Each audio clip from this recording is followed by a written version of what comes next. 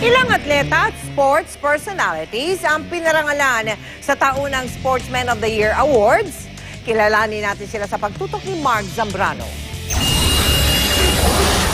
Dahil sa kanyang natatanging kontribusyon bilang manlalaro ng Gilas Pilipinas National Basketball Team at sa kanyang naiambag sa development ng basketball sa Pilipinas, hinirang ng Spin.ph na Sportsman of the Year ang Gilas standout at Alaska Aces guard na si Calvin Abueva kagabi.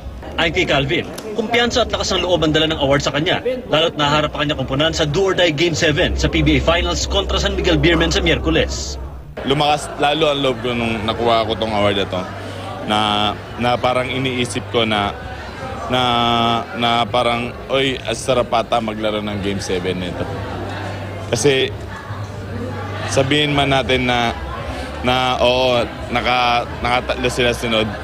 Pero itong last na game na to talagang dito na natin malaman kung talaga sino ang matibay talaga. Iginawad naman kay Gilas head coach Tab Baldwin ang Sportsman Who Takes the Lead Award.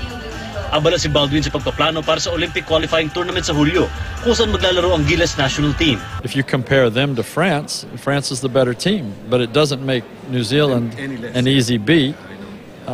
And we don't look at it as which one is more beatable. We play both games to win. The game changer naman ng volleyball most valuable player na si Eliza Valdez, na inalay ang kanyang tagumpay sa kanyang ina. Siya talaga yung unang coach ko.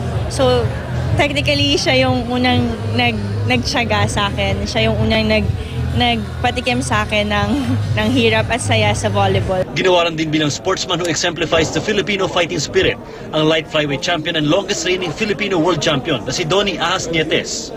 Todo suporta rin si Nietes kay pambansang kamauman ni Pacquiao na lalaban kay Timothy Bradley Jr. sa April 9. Sa tingin ko, ganon pa rin yung style niya, yung last time na laban niya. Sigurado hindi mananalo si Bradley sa kanya.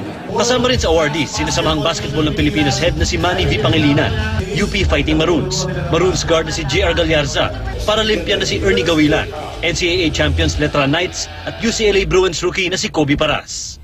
Mark Zambrano, nakatutok, 24 oras.